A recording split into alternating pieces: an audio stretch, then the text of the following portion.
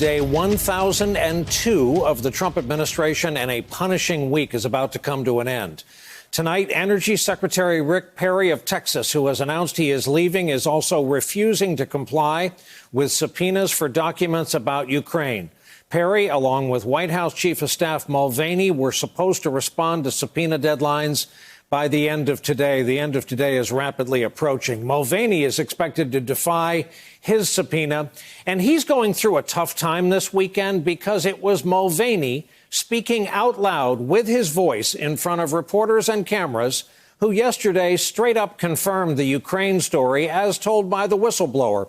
He has since taken it back, but the video lives on, and that's the problem for him. Today, his boss was asked about yesterday's self-immolation.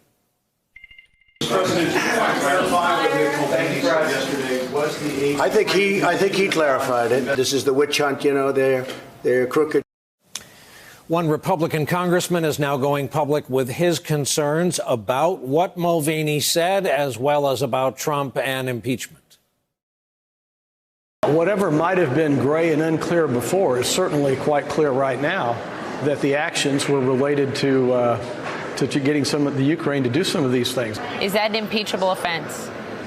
That's something I really can't answer. I don't know. I want to study it some more. I want to hear the next set of testimony next week from a couple more ambassadors, but it's certainly very, very serious and troubling. I don't think this is as much as Richard Nixon did, but I'm very mindful of the fact that back during Watergate, everybody said, oh, it's a witch hunt to get Nixon. Turns out it wasn't a witch hunt. It was absolutely correct. Serious and troubling. We've been hearing a lot about that this week, despite the administration's refusal to cooperate with the impeachment investigation all week long. People on the inside have been coming forward to share their stories with Congress behind closed doors. Our friend Ashley Parker of the Washington Post lays out the impact of their testimony in her latest piece.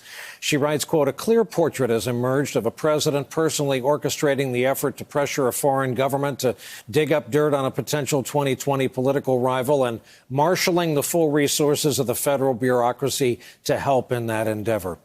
This week, current and former foreign policy officials testified that Rudolph Giuliani's shadow foreign policy alarmed top national security officials inside the White House, that career professionals were sidelined, that ambassadors were used to advance the president's political goals, and that Trump himself put his personal lawyer in charge of his Ukraine agenda. Next week, lawmakers expect to hear from 7 more witnesses, including the current acting ambassador to Ukraine, that man, Bill Taylor. He's the one who raised questions about this pressure campaign. Trump's also now facing a precarious situation of his own making in the Middle East. One day after the so-called ceasefire agreement, fighting continues to erupt in Syria between Turkey's military and Kurdish forces, once allied with us. It's now widely believed that Mike Pence went to Turkey and gave the Turks everything they wanted. And of course, it all started with Trump pulling our troops out. That was a green light to the Turks. Well, today at the White House, the president talked up the agreement. There's a ceasefire or a pause or whatever you want to call it. There was some sniper fire this morning. There was mortar fire this morning that was eliminated quickly. And they're back to the full pause. We've taken control of the oil in the Middle East, the oil that we're talking about, the oil that everybody was worried about. We have ISIS totally under guard. Sometimes you have to go through some pain before you can get a good solution, but the Kurds are very happy about it. President Erdogan in Turkey is satisfied with it, and we are in a very strong position. Senate Majority Leader Mitch McConnell rather excoriated Trump late today in a Washington Post opinion piece. This was unusual to look at. He writes, quote, withdrawing U.S. forces from Syria is a grave strategic mistake. It will leave the American people and homeland less safe, embolden our enemies, and weaken important alliances. Another Republican, Congressman Adam Kinzinger, who served in Iraq, had this warning for Trump about this ceasefire.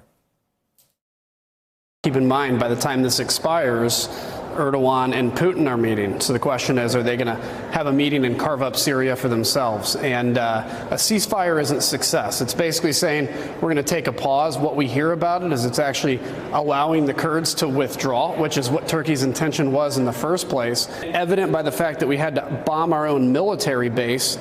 It was a hasty withdrawal, and it reminds me a lot, frankly, of what we saw, unfortunately, in Somalia when we just beat feet and took off.